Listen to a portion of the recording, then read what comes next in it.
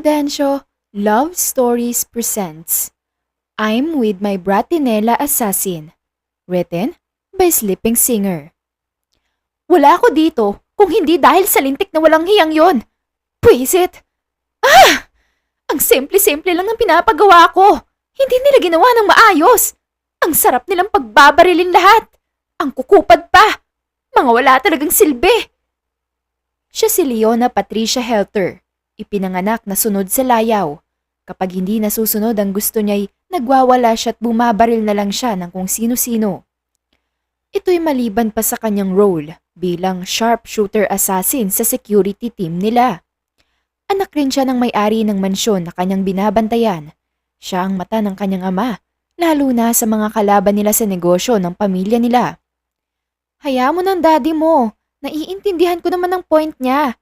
Minsan kasi sumusobra ka na. Marami na rin ang may galit sa'yo. Siya naman ang best friend ni Leona na si Francine de Dios. Magkababata sila at lagi silang magkasama. Kaya kilalang kilala na ni Francine ang matalik niyang kaibigan. Wala akong pakialam, Francine! Ayoko dito! Nagtatagis ang bagang ni Leona nang dahil sa inis at galit niya. Kahit na gano'n ay nanatiling kalmado si Francine. Intindihin mo na lang si Tito. Kailangan mong lawakan ng pangunawa mo. Anya kay Leona. Ewan ko sa'yo. Basta ako. Naiirita ako, okay? Whatever, Leona. Para sa akin, tama lang ang ginawa ni Tito sa'yo. Para magtanda ka na din. Ni hindi lahat ng gusto mo ay masusunod. Fudge! Can you just please shut up? Naiirita na nga lang ako eh. Mas kinakampihan mo pa si Daddy. Kaibigan ba talaga kita, ha? Just a quick reminder hindi porkit best friend mo ko, kukonsintihin na kita sa lahat ng pinagagagawa mo sa buhay mo. I'm your best friend. I can help you to guide yourself to the near future, especially in decision making. You're indecisive, aren't you? Fudge, Francine! Just shut up! Bariling ko yung bibig mo eh. Ang ingay-ingay mo. Then give my mouth a shut. I don't care. Isang pindot ko lang dito sa phone ko, malalaman ng daddy mo lahat ng ginagawa mo. Pananakot ni Francine kay Leona. Inirapan siya ni Leona sabay sabing, Fine! Whatever! Singhal niya sabay halukip-kip. Bukas, maghahanap ka ng rerentahang kondo mo o kaya naman ay bilhin mo na lang para, magagawa mo ang lahat ng gusto mo. Okay, walang problema sa akin. Gagawin kong Gunsrom ang style para astig siya kapag may pumasok. Isang kalabit ko lang, patay ang magtatangkang nakawan na magiging kondo ko. Nakangising pagsang-ayon ni Leona. Baka nakakalimutan mong pinagbawalan ka muna ni Tito na gumamit ng baril. Ibinilin niya sa akin na isumbong kita kapag nakita kitang gumagamit ng baril. Paalala sa kanya ng kaibigan niyang si Francine. Then I'll buy some. It's for my self-defense, no? Hindi pwedeng wala ako nun. Lalo na't maraming barumbadong lalaki sa paligid ko. Wala ka sa Maynila, Leona. Nasa probinsya ka. So stop your dark thoughts. Kasi wala ka naman sa syudad. Whatever, Francine. I'll use my gun and not just my hands if someone try to cross the line. What if that someone is your soulmate? Are you gonna kill him? Kumunot ang noo ni Leona. The heck? Love is kind of complicated to understand and I hate complicated things. It'll just give me headache and stress. Huwag ka magsalita ng patapos, Leona. Baka kapag nagmahal ka, makalimutan mo bigla ang pinagmulan mo. Nakangising tugon naman itong si Francine. Kahit na anong sabihin mo sa akin, hindi ako maniniwala sa love-love na yan, no? Sakit lang sa ulo ang dulot niyan. Mas masarap pang magpaulan ng bala sa mga walang kwentang tao kaysa maging tanga dahil sa pag-ibig na yan. Sabi mo eh. Bahala ka, Leona. Tatanda kang walang anak at magiging rich ninang o tita ka na lang yan. Okay lang. At least, wala akong pinapalamong tamad na asawa at sakim sa kayamanan.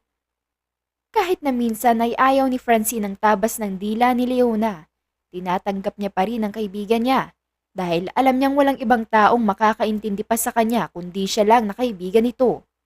Dahil siya ang mas nakakakilala sa kaibigan niyang si Leona. Pasalamat ka at mahal kita bilang kaibigan ko, Leona. Dahil kung hindi, matagal ko nang hiniwa yung dila mo. Masyado kasing harsh. Sa sobrang harsh, umaabot na sa kailangan may patayin kang ibang tao. Eh kung ipatukal kaya kita sa universe? Mahinang natawa si Leona. Kaya nga mahal na mahal kita bilang best friend ko eh. Ikaw lang ang alam kong nakakakilala at makakaunawa ng bawat sitwasyong meron ako. Lagi mo akong tinutulungan sa lahat. Kaya sobrang thankful ako sa'yo. Ani Leona saka ngumiti. Dapat lang no. Ako na to eh. The best na the best. Proud na proud namang tugon ni Francine.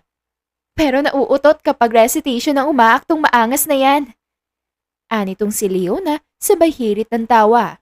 Baliw, syempre kinakabahan ako. Ikaw ba naman biglang tawagin tapos wala ka pang review? Sinong hindi mauutot doon? Ako. Hindi naman kasi ako ututin gaya mo. Natatawang sagot ni Francine. Ewan ko sa'yo. Inaasar mo na naman ako eh. Wala ka na namang magawang matino. Ay, ang cute mo mainis. Para kang si Red sa Angry Birds. He, tumahimik ka nga dyan. Ang galing mong maasar. Pero kapag ikaw ang inasar, kulang na lang iputok mo sa akin yung baril mo. Reklamo nitong si Francine, sabay hagalpak nila ng tawa ni Leona. Bukas wala ako dito ah. Pero thank you so much Francine. Kasi pinatuloy mo ako dito sa kondo mo. Ano ka ba? We're best friends. Never kitang hinayaan oh. Ako na lang kakampi mo ngayon. Ako pa rin magiging karamay mo hanggang sa kunin ka ni Satanas. Ani Francine, sabay tawa nito. Baliw, naging mabuti rin naman ako sa iyo ah. Siguro 2 times a week?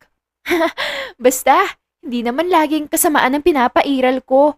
Saka lang naman sumusumpong ang kasamaan ko kapag nakakakita ako ng tangang tao. Ang harsh talaga ng bibig mo. Grabe ka na.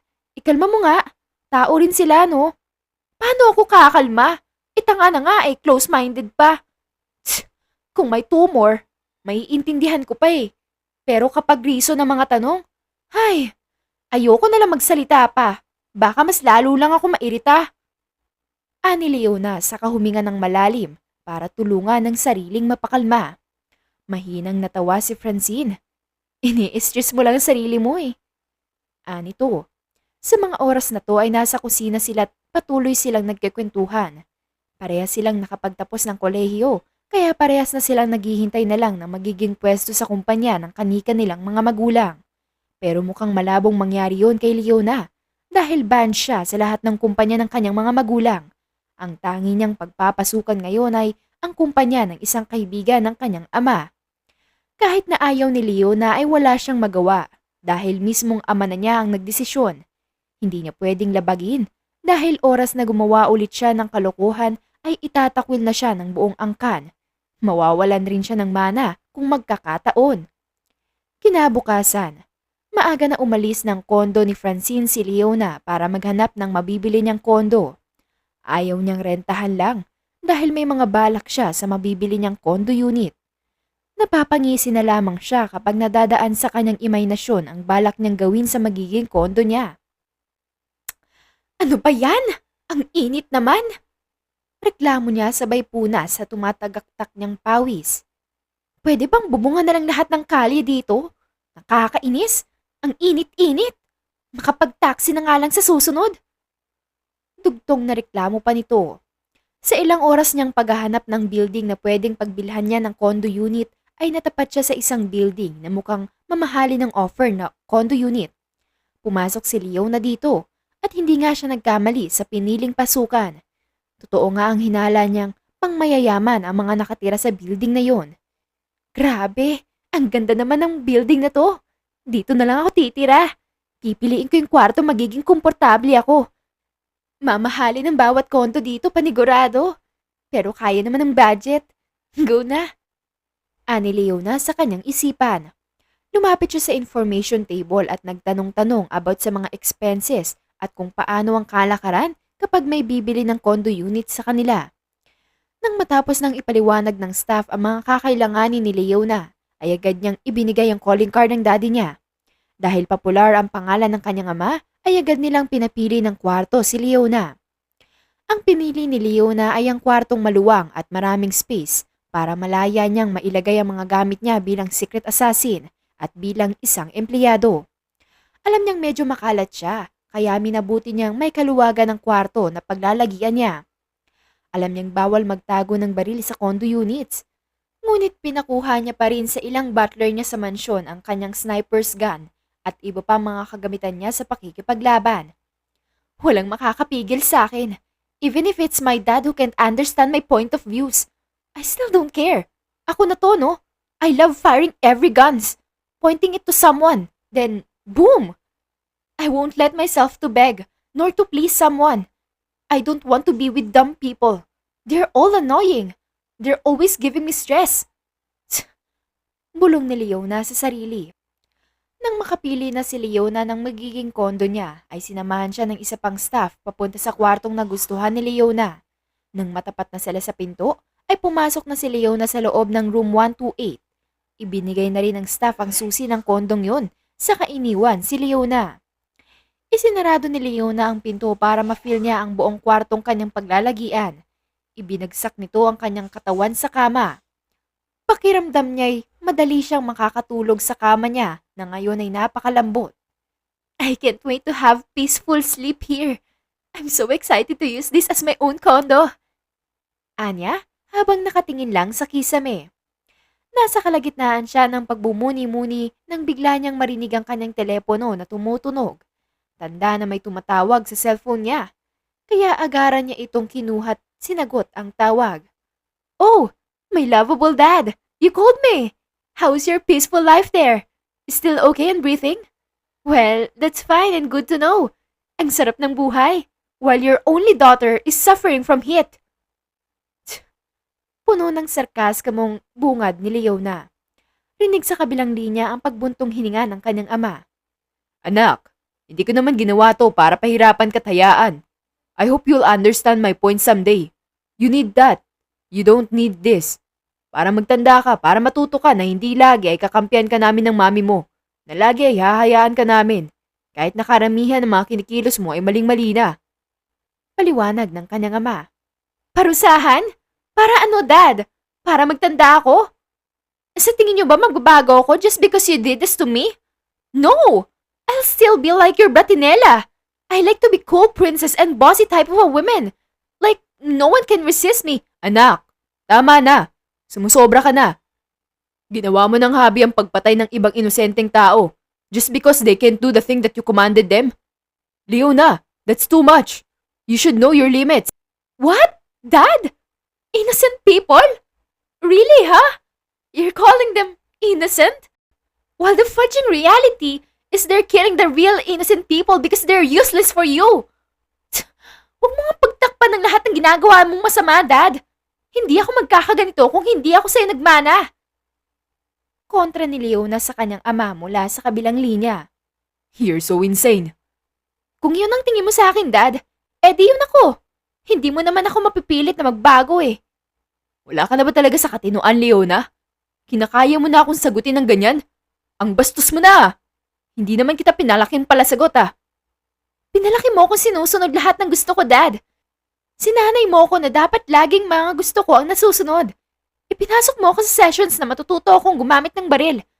Then now, you have the nerve to slap me with those kind of words. Kasalanan mo kaya kung bakit ako nagkaganito? Leona, you're special to me because you're my only daughter. At ayokong may manakit sa'yo kaya ako ginagawa yon.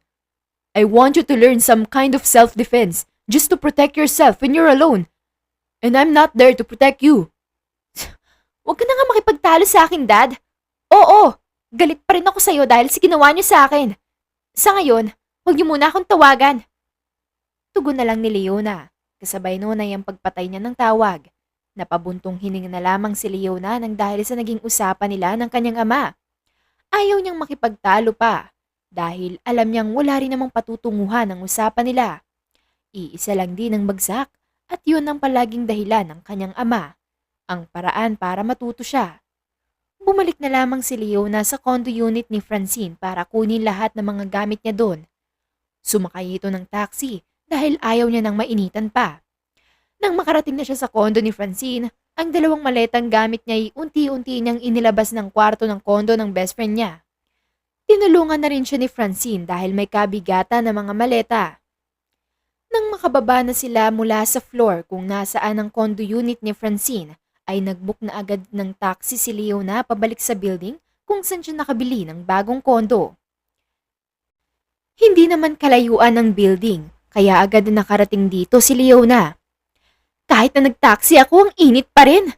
Pwede bang ilagay muna ang freezer sa araw para lumamig muna kahit 5 minutes lang? Hays! Reklamo nito dahil pinagpawisan pa rin siya kahit na hindi naman siya naglakad pabalik ng building. Dumiretso na agad siya sa floor kung saan nandun ang bagong kondo niya. Sumakay siya ng elevator paakyat sa nasabing floor kung saan nandun ang binili niyang condo unit. Nang makarating siya doon, ay agad niyang hinanap ang numero ng room na binili niya. Nasa kalagitnaan ng pagmamadali dahil mabigat ang mga dalang maleta ni Leona nang biglang may magkabungguan siyang isang lalaking may katangkaran. Aray! Hindi kasi nagdahan-dahan eh! Reklamo niya dahil muntikan itong masubsob sa sahig nang dahil sa lakas ng munggo ng nakasalubong niya sa balikat niya. Napasinghal din ang nakabungguan ni Leona na tulad niya ay muntikan ring masubsob. Sabay silang nag-angat ng tingin kaya nagtama ang kanilang mga mata nang may masasamang tingin sa isa't isa.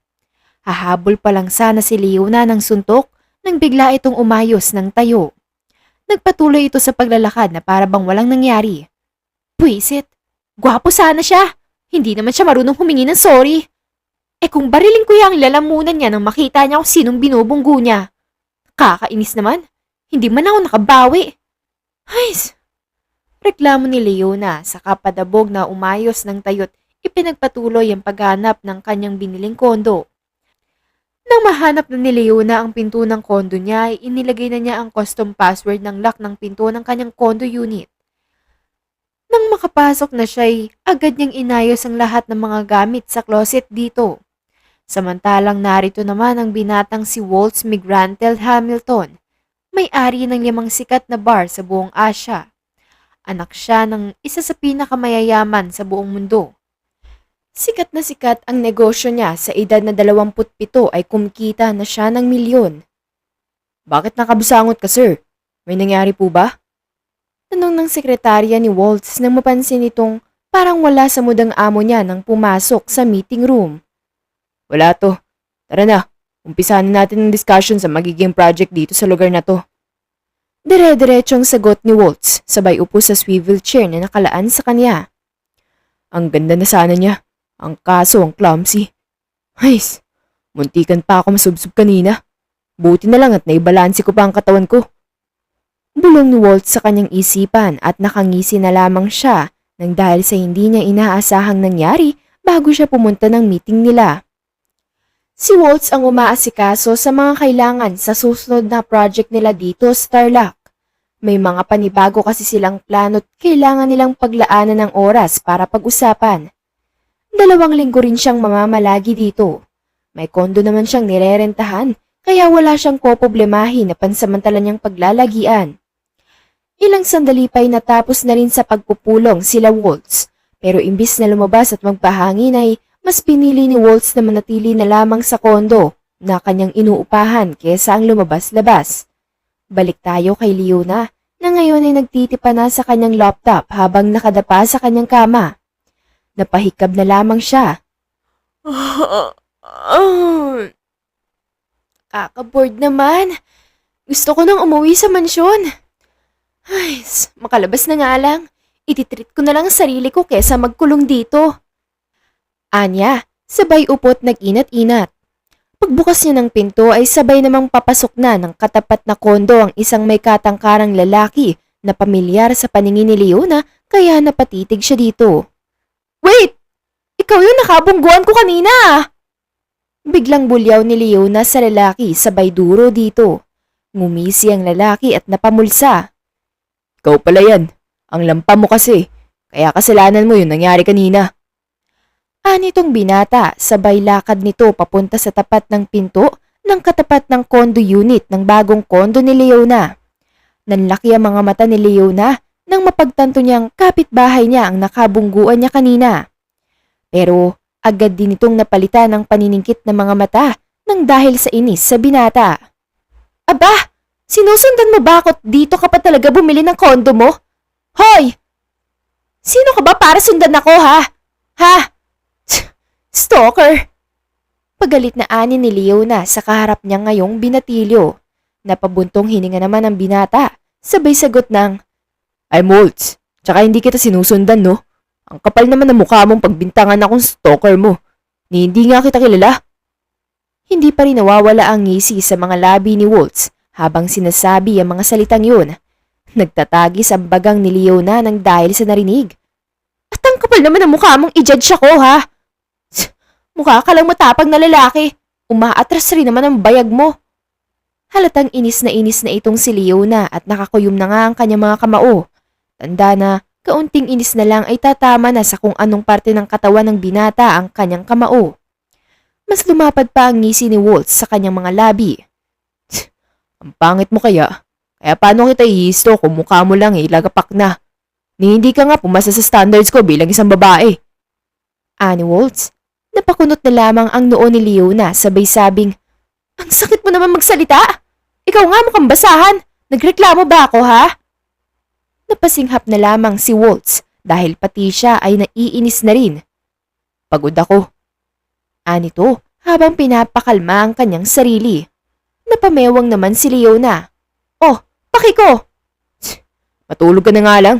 Ang gulo mo. Tugon naman itong si Waltz at humakbang na nga papasok sa kondo ng kanyang inuupahan. Ikaw na ang matulog. Ang aga-aga pa para patulugin mo ko. Mukha ka rin namang matandang may maraming wrinkles sa noo. Kaya need mo ng pahinga. O kaya naman mamahinga ka na ng tuluyan para naman mabawasan namang maangas sa gagayam sa mundo. Ikaw, mag-shower ka na. Amoy basahan ka na kasi. Naningkit ang mga mata ni Leona, sabay hirit ng, ikaw nga amoy karabaw? Wala na siyang narinig na sagot ng kanyang kasagutan nang diretsyo na itong pumasok sa kondo nito at nagtabog na isinara ang pinto. Aba, ang kapal naman ng mukha mong pagsaraduhan ako. Hirit pa ni Leona bago ito tuluyang pumasok sa kanya namang condo unit. Kung hindi ka lang talaga pogi, kahit sinabi ko mukha kang basahan, babarili na talaga kita. Nagigigil na ako sa'yo. Mahinang dugtong pa nito nang makapasok na siya sa loob ng kondo niya, sabay sarado ng pinto. Pagpasok pa lang ni Leona ay pumunta kaagad siya sa kanyang kama at ibinagsak ang kanyang katawan. Ang sama naman ng ugali nun. Kahit na pogi siya, nagmumukha siyang basahan sa paningin ko. Ay, nakakainis! Bulong ni Leona sa hangin at nagdabog-dabog habang nakahiga pa rin sa kama. Habang nagre-relax si Leona, ito namang si Waltz ay talagang nagsisipag para ipagmalaki siya ng kanyang ama na siyang may-ari ng kumpanyang kanyang pinapalakad ngayon. Pagpasok pa lang ni Waltz sa kondo niya ay dama niya na ang stress at pagod. Ilang beses kasi siyang pabalik-balik sa opisina nila. Marami itong inaasikaso ng mga papeles para sa mga susunod na projects ng kumpanya nila. Hindi siya magkanda-ugaga sa dami ng kanyang nilalakad na kailangan mapirmahan. Napalingon siya sa isang sulok kung saan nandoon ang kanyang lamesa na punong-puno ng iba't ibang klase ng pipirmahan niya na kanyang mga kliyente.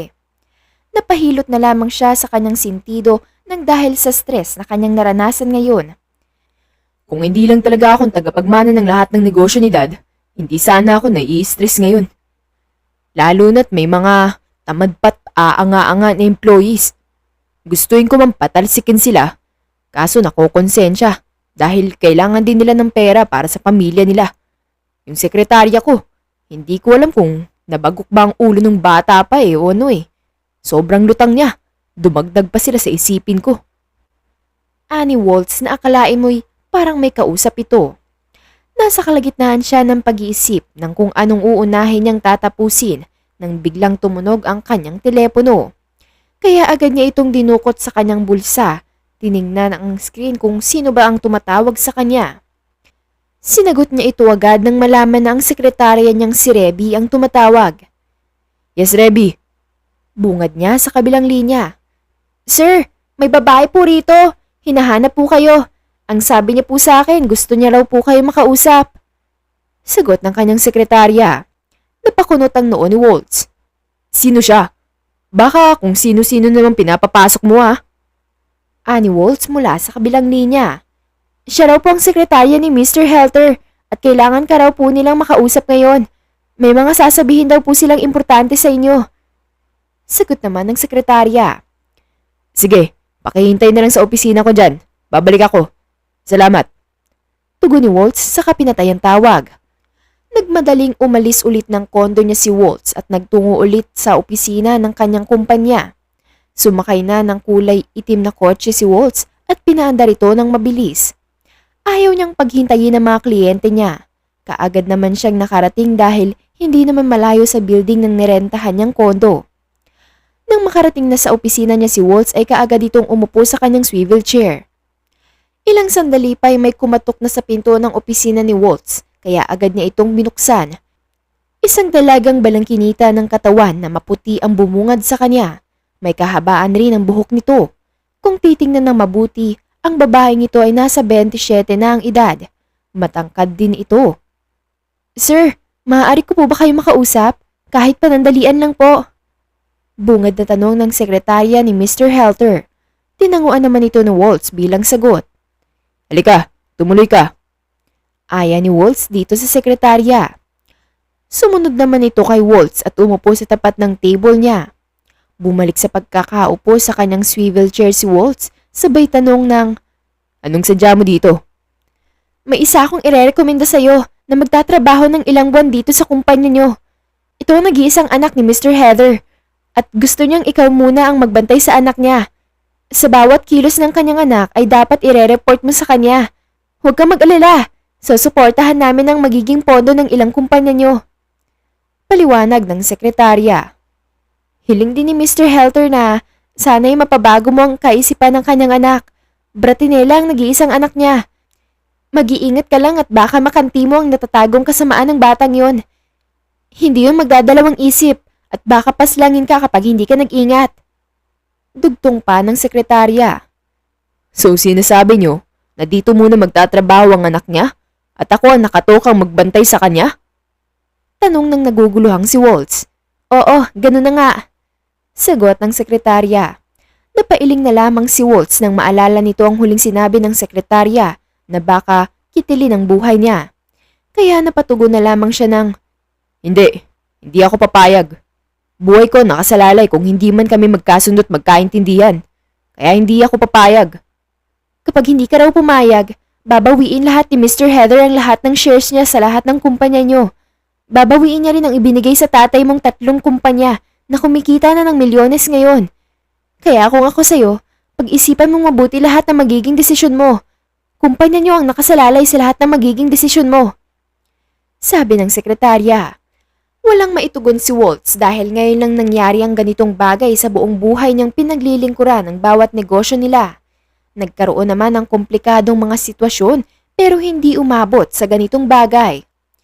Tumayo ang sekretarya. "Huwag ka mag-alala, sir. Alam na ito ng iyong ama. Approval mo na lang ang kulang. Ito ang calling card ko para tawagan mo ako kapag nabuo na ang desisyon mo." Anito, sabay nagpaalam na't umalis na ng opisina ni Waltz. Naiwang nagtataka si Waltz kung bakit kailangan siya pa ang magbantay sa anak ng kilalang pinakamayaman sa buong mundo. Kung pwede naman silang kumuha ng butler ng dalaga para ito ang magbantay dito. Hanggang ngayon ay naguguluhan pa rin si Waltz at hindi pa rin nagsisink in sa utak niya ang mga bagay na narinig niya kanina. Nang makaalis na ang sekretarya ni Mr. Heather, ay dumiretso ito sa condo unit ni Leona. Agad niya itong natrack nang dahil sa nakasaad na pinakaresibo ng pagbili ni Leona ng kondo. Ang pangalan din ng building ay kilala kaya hindi nahirapang hanapin ng sekretarya kung saang lupalop naroon si Leona. Nang makarating na ang sekretarya sa tapat ng pinto ng kondo ni Leona ay kumatok ito ng 3 beses pero walang bumukas ng pinto. Kaya inulit niya itong katukin ng pinto. Wala pang 2 katok sa pangalawang pagkakataon nang biglang bumukas ang pinto. Nakita niyang nakatapis lang ang dalaga, pero wala itong pakialam at pumasok na nga sa kondo ni Leona. "Anong kailangan mo dito?" Agarang tanong ni Leona. "Pinapasabi ng dad mo na pwede ka nang magtrabaho bukas. May kinausap kami na may-ari ng isang kumpanya at doon ka papasok bukas. Huwag ka mag-alala, mabait ang magiging boss mo, Miss Heather.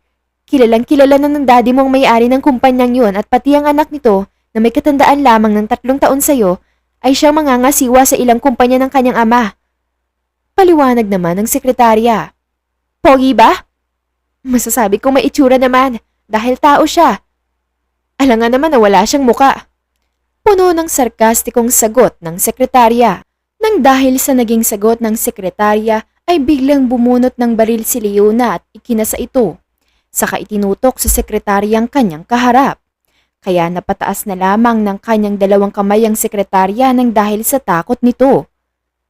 Teka lang naman ma'am, chill, nagbibiro lang ako. Opo, pogi po siya, pogi po. Anang sekretarya. Kapag nagtatanong ako, huwag mo akong tinatarantado. Maliwanag? Opo, opo. Hindi na po ako magbibiro. Hindi na po. Lumabas ka na nga. Naiirita ako sa'yo. Sige po. Natatarantang tugon ng sekretarya sabay patakbong lumabas ng condo unit nito. Nang makalabas na ang sekretarya ng kanyang ama ay pinagkatitigan niya ng maigi ang kanyang baril na may bahay na plastik na hugis at kawangis ng isang tandang na manok. Kapag nakasarado ito, magmumukha itong parang laruang tandang na parang alkansya nang dahil sa tuwas na parang guhit. Pero kapag ito ay binuksan ay ito ay may lamang baril. Ang disenyo nito ay malabuntot ng tandang ang siyang magiging hawakan nito.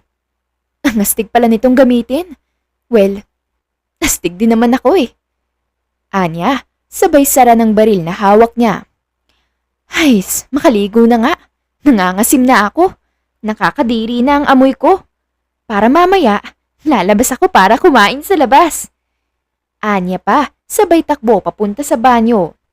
Kung si Leona ay tamang chill lang muna habang wala pa siyang trabaho, si Waltz naman ay talagang subsob na sa trabaho. Stress na siya sa lahat ng mga nangyayari sa kumpanya nila ng daddy niya. Gustuhin niya bang bumitaw ay hindi naman maaari dahil nangihinayang siya sa lahat ng pinaghirapan ng kanyang mga magulang para lang marating ang ganitong sitwasyon nila sa buong mundo. Palitan niyo lahat yan. Ayoko ng design. Sumusobra naman kayo. Porke ba hindi ako nagagalit sa inyo? Palitan niyo yan! Pasigaw na sabi ni Walt sa kausap niya mula sa kabilang linya. Pinapagalitan niya ang mga employees niyang sakit sa ulo. Sa sobrang stress ni Waltz ay nakaramdam ito ng matinding hilo habang papalapit siya ng papalapit sa pinto ng condo unit niya. Nang biglang nanghina ang kanyang tuhod kasabay ng pagkawala ng kanyang malay. Sakto namang palabas ng banyo si Leona nang nakatapis lang. Dahil nakalimutan niyang isara ang pinto ng condo niya ay napalinga siya sa pinto at nakitang may nakahandusay na lalaki malapit sa tapat ng kanyang kondo. Dali-dali niyang tiningnan kung sino yon. Kumunot ang noo niya ng maaninag kung sino ang lalaking kanyang nakita. Ikaw na naman? Pabulong niyang tanong. Lumingalinga sa paligid si Leona bago hinila ang katawan na nakabungguan niyang kani-kanina lang papunta sa kwarto niya. Wala siyang choice dahil hindi naman niya alam ang password ng condo unit na tinutulungan niya ngayon na kapitbahay niya lang. Ang bigat mo naman! Reklamo ni Leona nang maramdaman niya ang pagod sa pagbubuhat sa lalaking kinaiinisan niyang nakabungguan niya. Sa pagkakabuhat ni Leona sa binata ay nahulog ang pitaka nito. Napahinto si Leona at pilit na pinulot ang nahulog na wallet ng binata. Pagkabukas pa lang ni Leona ay tumambat na rito ang ID ng binata. So, ikaw pala si Waltz Migrantel Hamilton. Kaya pala pogi ka. Kasi pogi rin ang name mo. Ang astig nga eh. Kung hindi mo lang sana ako niyayabangan, crush na sana kita. Ang kaso ang hangin mo rin. Nakakainis ka pa. Nababadtrip ako kapag nakikita ako yung mukha mo. Ani Leona habang patuloy sa paghila sa katawan ng nakahandusay na binata papunta sa kwarto niya. Kahit na hirap si Leona ay pinilit niya pa ring buhatin papuntang couch ang walang malay na binata. Nang maayos na nito ang katawan ng binata, ay hingal na hingal siyang nahiga sa kanyang kama. Tinanggal niya ang kanyang tapis at nahiga sa kama na parang wala siyang kasama sa kanyang kondo. Pero tumayo rin siya kaagad at pumunta ng banyo. Hawak-hawak ang kanyang tuwalya. Nang makapasok na siya sa banyo ay inilak niya ang pinto. Nag-umpisa ng buksan ang faucet ng bathtub. Inilagay na rin ni Leona ang pambubula ng kanyang tubig at sumakay na nga siya sa bathtub na yon. Mabilis lang na naligo si Leona dahil hindi siya sanay na magbabad sa tubig. Kaya nang malinisan na niya ang kanyang buong katawan, ay agad na siyang nagpunas ng kanyang buong katawan at nagbihis na rin. Nang makapagbihis na siya ay lumabas na siya ng banyo. Nang makalabas na siya ng banyo ay unang-una niyang tiningnan ang binatang pinasok niya sa kanyang condo unit na nasa couch. Mahimbing ang tulog ng binata. Napangiti na lamang ang dalaga dahil kahit papaano'y nakatulong siya. Kahit na sa simpleng bagay lang at ito ang kailanman hindi niya pinakita sa iba. Ayaw niyang abusuhin kasi ang kabaitan niyang taglay kung sakali mang ipakita niya ang side niyang ito. Napagdesisyonan niyang mag-order na lang ng makakain dahil hindi niya pwedeng iwanan ng lalaking nasa kondo niya. Mahimbing pa rin kasi hanggang ngayon ang tulog ng binata. Ayaw naman niya itong gisingin dahil kahit na hindi niya aminin ay nag-e-enjoy siya na pinapanood ang mukha ng binata. Dumapa siya sa kama habang titig na titig pa rin sa mukha ng binata.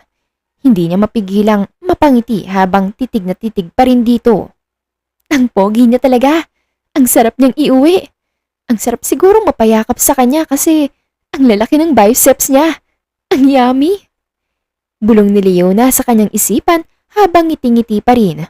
Pero binawi niya rin yun nang maalala ang ginawa sa kanya ng binata, pati na rin ang mga sinabi nito. Kaso, alanganin siya dahil ang yabang ng dating niya. Mukhang lolokohin lang ako.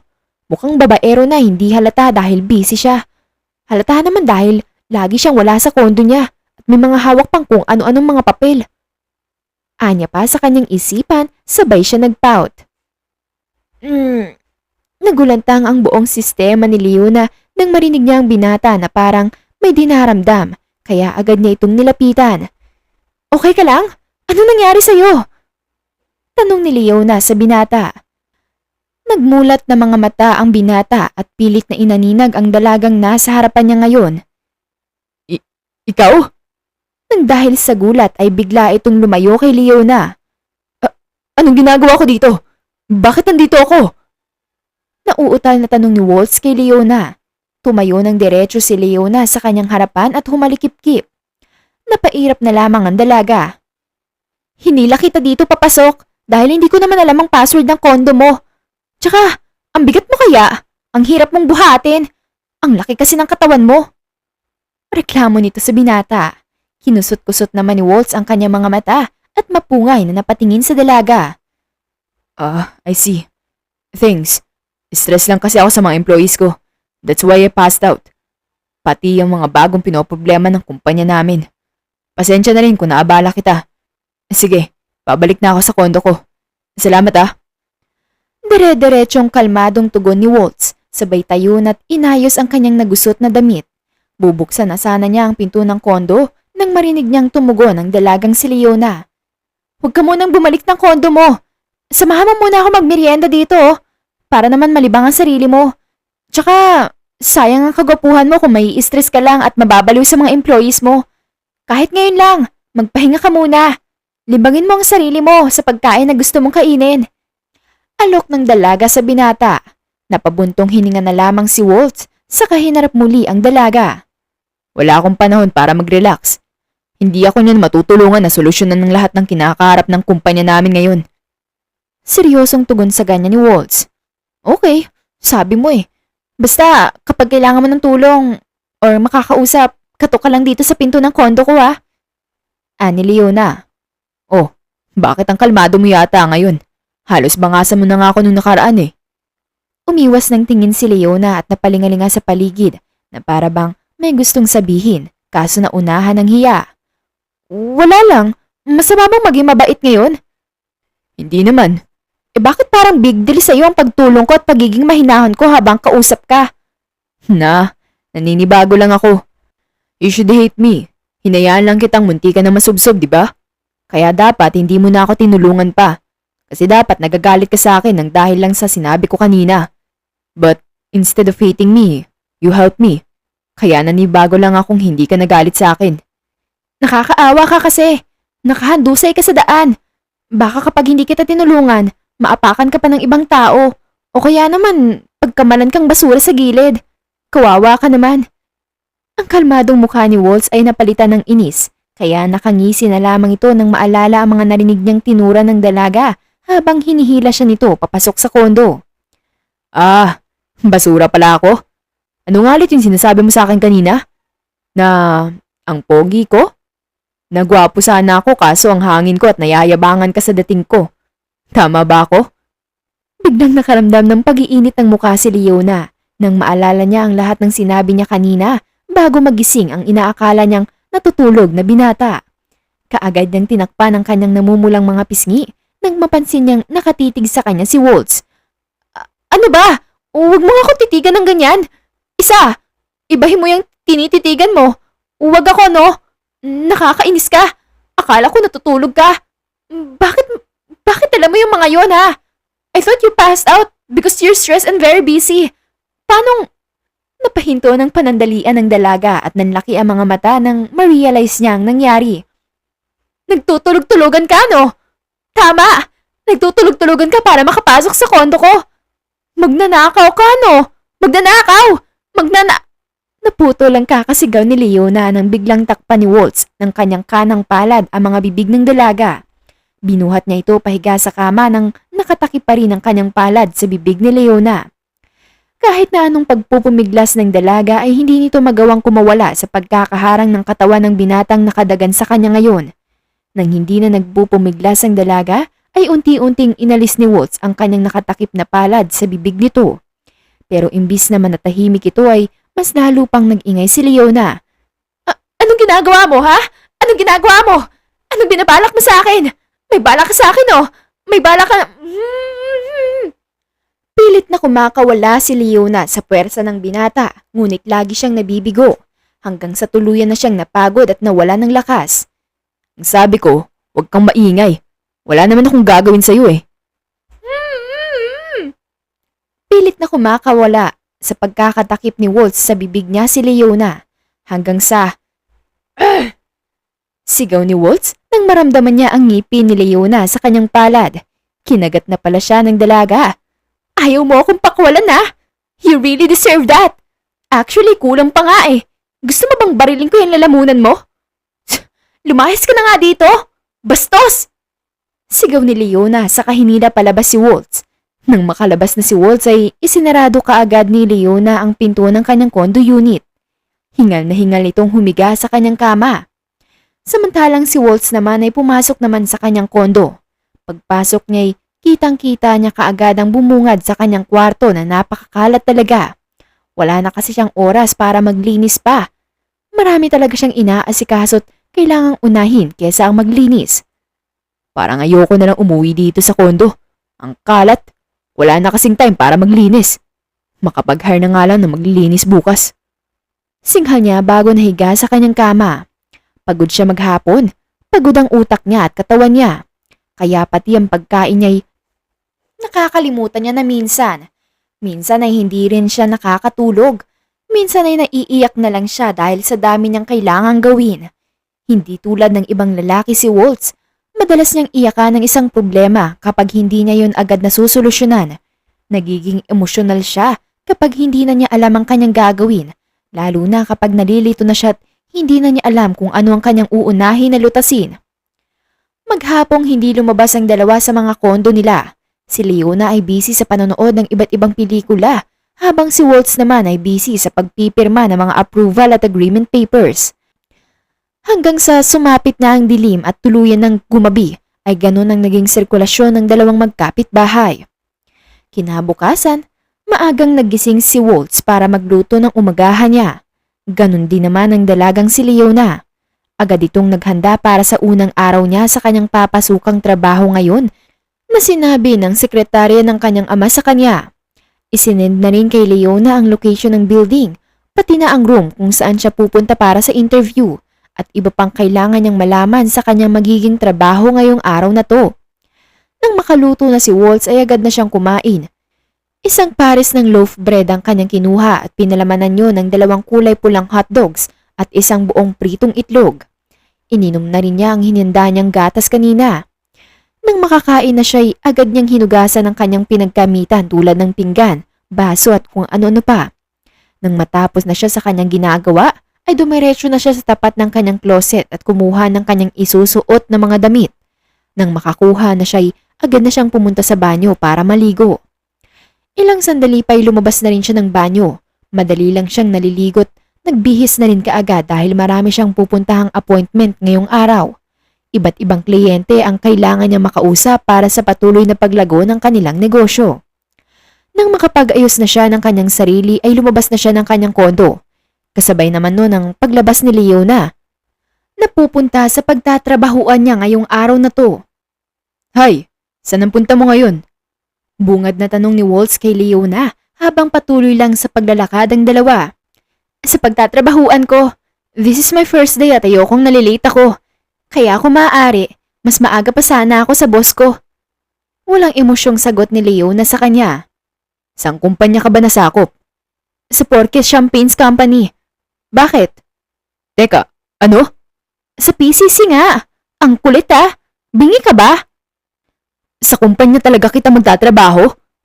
Napahinto si Leona sa paglalakad kaya napahinto na rin si Waltz. Saka ito humarap sa binata nang may pagtataka sa kanyang muka. Ano? Anong kumpanya mo? Yung PCC ba ay sa'yo? Hindi pa naman totally sa akin. Pero isa yun sa ipapamana ni Dad. Maraming problema sa kumpanyang to at kailangan niya magpapatino sa mga employees niya. Sagot ni Waltz.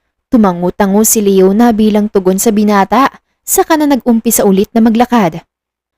Since parehas tayo ng pinapasukan yan, pwedeng magkasundo na tayo. Ayoko nang may kaaway. Dagdag pa kasi sa iisipin ko. Kaya kung maaari ayoko nang may makakatalo ko. Mas lalong sumasakit ang ulo ko kapag may nakakasalamuha ako at nakakasagutan ko. Hiling ng binata kay Leona. Mahinang natawa si Leona. Yan ang ba ang gusto mo? Well, pwede rin naman. Wala namang problema sa akin yun. Basta, alam mo kung paano gumalang ng isang babae. Papayag ako. Pero kung hindi, baka pasabugin ko yung ngalangala mo. Pwede rin bang hindi agad-agad nagbabanta sa ginagawa mo? Matuto kang kontrolin ang galit mo kung maaari. Nakakatakot ko tuloy kasama. Parang anytime pwede mo akong barilin. Isama na yung matatalim mong tingin. Habang nagsasalita si Waltz ay may napansing kakaiba si Leona sa bandang likuran nila na kanina pa niya nakikitang parang sinusundan sila nito. Kaya napunta roon ang atensyon ni Leona.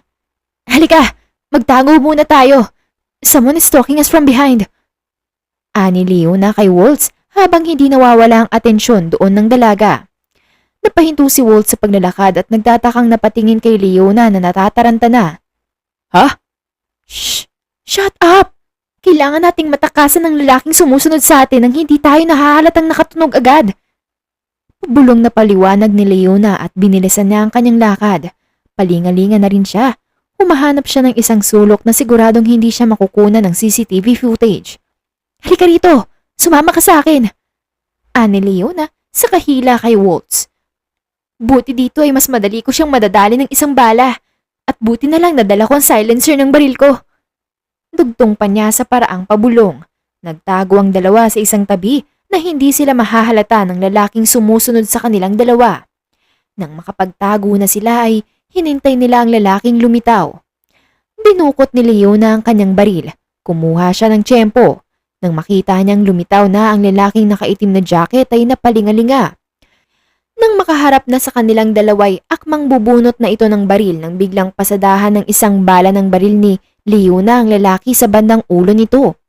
Agad itong natumba. Laking pasalamat talaga ni Leona na hindi halatang baril ang hawak niya at may silencer ito. Natulala na lamang ang kasama niyang si Waltz dahil sa ginawa ng kanyang kasamang babae. Tara na, baka may makakita pa sa atin dito. Ayan ni Leona. Sabay hila kay Waltz paalis sa building na yon. Mabilis nilang nilisan ang gusaling yon. Magkasama silang pumasok sa kumpanya nila Waltz. Sa kotse na ni Waltz sumakay ang dalawa. Si Leona na rin ang nagmaneho nito. Nagulat na naman ang kanina pang tulalang si Waltz sa galing ng magmaneho ng dalagang si Leona. Hangang-hanga ito sa kung paano paglaruan ni Leona ang manibela ng kotse ni Waltz. Lahat ng galaw nito ay pinapanood lang ng binata. At tuwang-tuwa naman siya sa bawat galaw ng dalaga sa manibela. Habang nasa biyahe ang dalawa ay napag-isip-isip ni Waltz na kung ganito katapang na sekretarya ang kukunin niya ay lahat ng employees niya ay susunod. Isang katulad ni Leona. Matapang, may lakas ng loob, buo ang loob at walang inaatrasan. Ano nga ulit pangalan mo? Tanong nitong si Waltz sa dalaga na busy sa pagmamaneho. Just simply call me Leona. Sagot ang dalaga. Leona, do you want to be my secretary? Tanong niya dito. Nang dahil sa pagkabigla ay napahinto bigla sa pagmamaneho si Leona at napatingin sa binata. Seryoso ka ba? Hindi ka ba natatakot na baka magkamali ako? Kasi kung tatanggapin ko yung alok mo, parang ang advance naman yata na ako agad. Kasi may iba pa namang deserving dyan na mas deserving sa posisyon na inaalok mo sa akin. Pero ikaw ang gusto ko. Ha? I mean, gusto kong maging sekretarya ko. Gusto kong palitan ng sekretarya ko na mabagal kumilos. Kailangan ko ng isang katulad mo na mabilis kumilos at hindi makupad na kagaya ng sekretarya ko ngayon. Teka, ano ba ang trabaho ng isang sekretarya? Assistant ng boss? Hindi. Magkaiba ang personal assistant sa trabaho ng isang sekretarya. Kung ang PA ay all-around ang trabaho na literal na katuwang ng boss, ang trabaho naman ng sekretarya ay ikaw ang taga-remind sa akin ng mga meetings ko, schedules ng meetings ko, ikaw ang kakausap ng ibang clients natin at marami pang iba. Para ka na ring boss nun. Ikaw na ang magiging kanang kamay ko, pero pwede mo namang gawin ang dalawang trabahong nabanggit ko. Paliwanag ni Walt sabay kindat kay Leona. Nagulat na lamang si Walt nang biglang patakbuhin ni Leona ang kotse niya. Magdahan-dahan ka naman, hindi mo to kotse Reklamo nito. Hindi uso sa akin yon. Kahit bayaran ko pa ang buong kaluluwa mo, kayang-kaya mo. Sigaw pabalik ni Leona habang mabilis na pinapatakbo ang kotse ni Waltz. Ilang sandali pa ay nakarating na rin sila sa building kung nasaan ang kumpanya nila Waltz.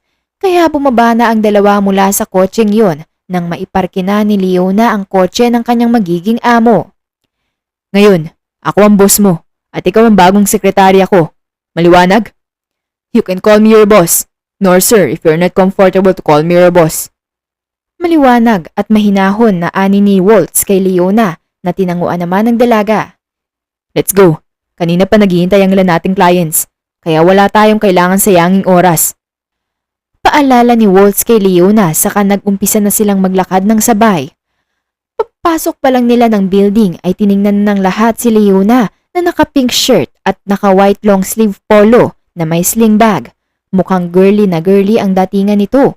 Kaya laking gulat na lamang ni Waltz kanina nang bumaril siya ng lalaki at kung paano siya kumilos kanina habang nagmamaneho ng kotse. Nang makarating na sa opisina ang dalawa ay pati ang ibang employees ay nagulat nang makita si Leona.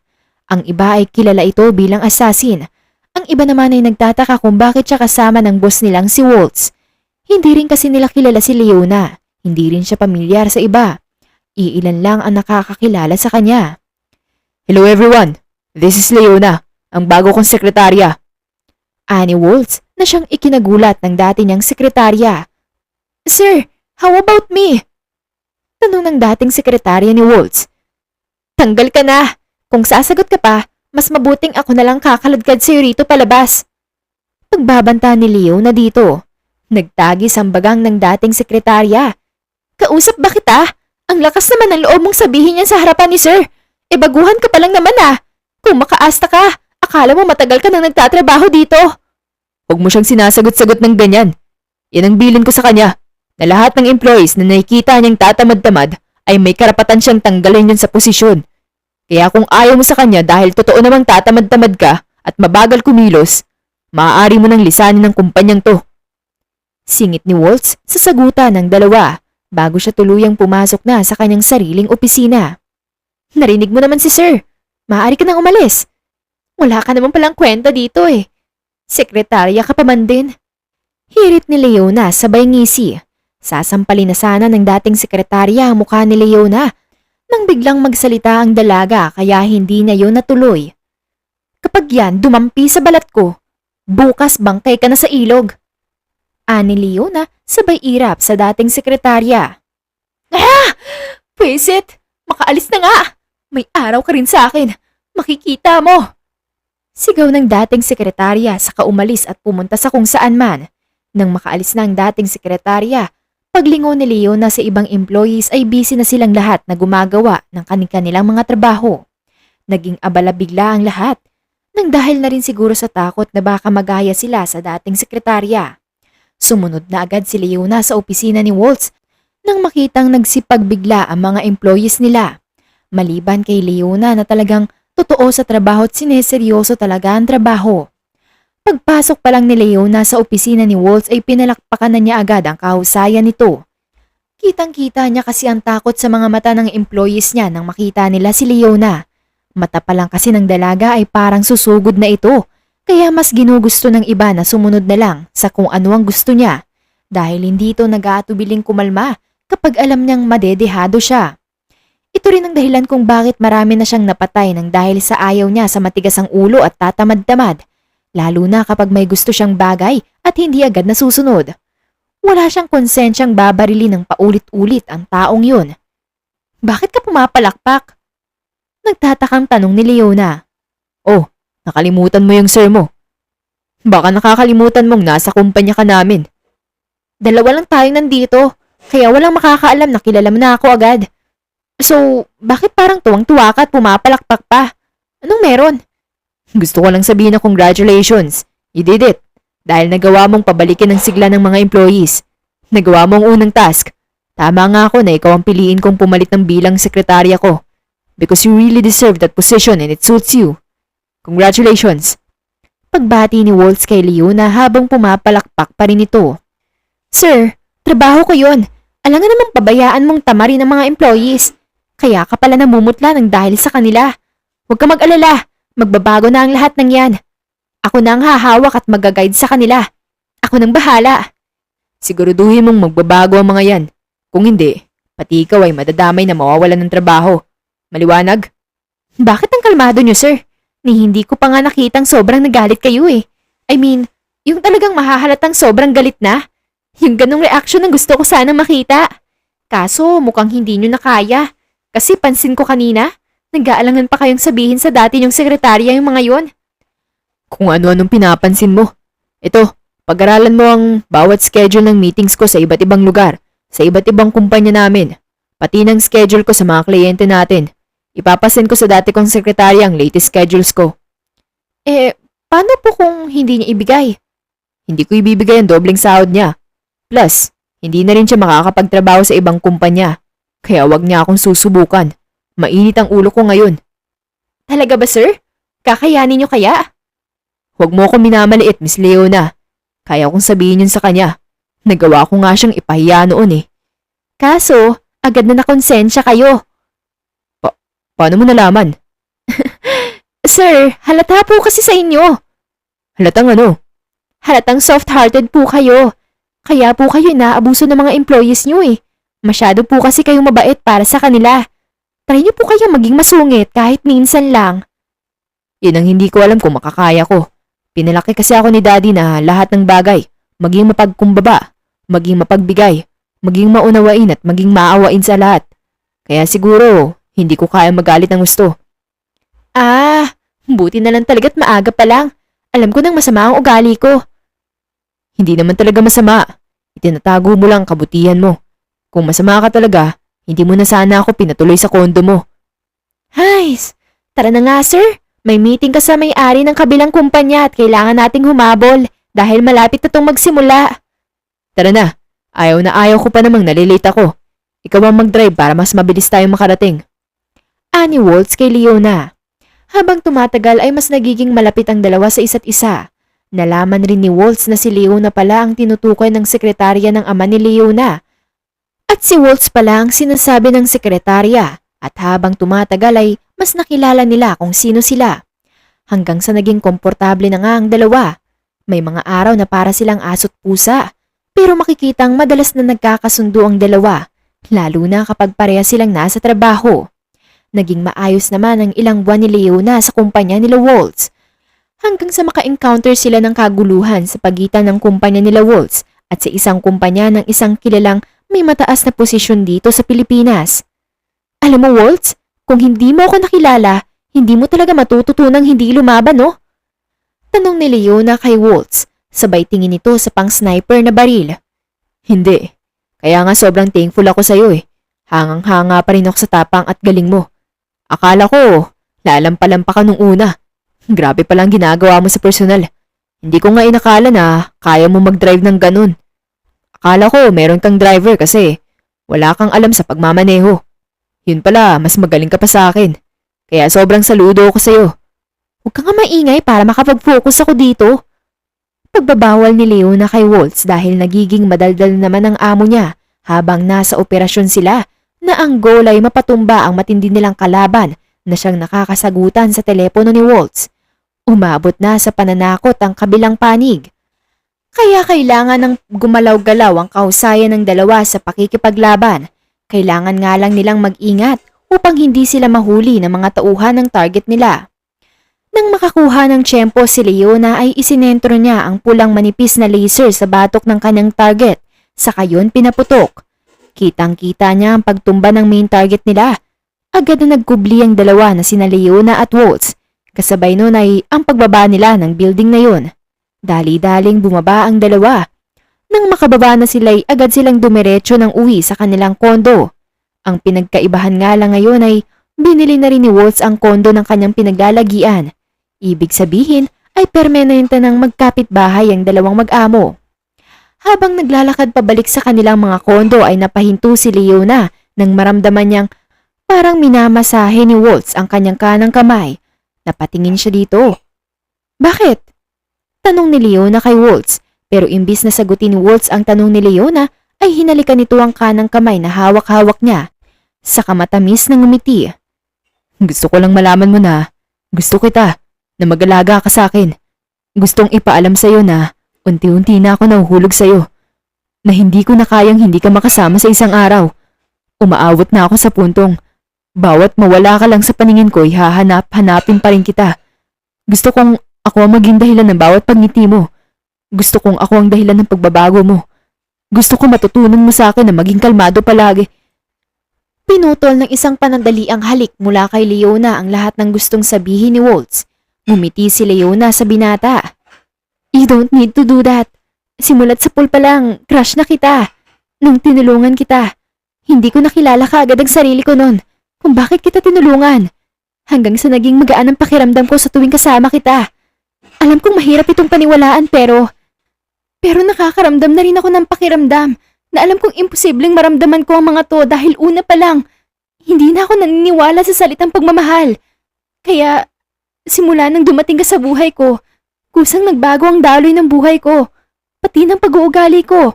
Nagbago ang lahat simula na makilala kita. Gusto kong malaman mo na gusto rin kita. Matagal na kitang hinahangaan ng palihim dahil ayokong mag-assume. Naputo lang sinasabi ni Leona nang bigla siyang gawaran ng halik sa labi ng binatang si Waltz. Ginantihan naman ito ng dalaga. Nang bumitaw sa punong-puno ng pagmamahal na halik na yun ng dalawa ay pareha silang nagngitian na para bang walang nangyari. Na para bang wala sila sa publiko. Naggulantang na lang sila nang makarinig sila ng huni ng ambulansya na siya namang sabay nilang pag-alis sa lugar na yun. Nang makalayo na silang dalawa ay hinanap nila ang kotse ni Waltz sa pinagparkingan nila. Agad silang pumasok rito at pinaandar na para tuluyan na silang makauwing dalawa. Sa bilis ng pagmamaneho ni Leona ay imposibleng hindi nila agad narating ang building kung nasaan ang konde nilang dalawa. Wala pang ilang minuto'y nakarating na nga silang dalawa. Sabay na bumaba ng kotse ang dalawa. Magkasunod naman silang pumasok sa building. Nang makapasok na'y kaagad na humiga ng kama ang dalawa sa bawat kama nilang kani-kanilang kondo. Nakaramdam ng inip si Leona kaya pumunta siya sa kondo ni Waltz na nakabukas pa. Waltz! Tara maglibang! Pampatanggal lang ng stress!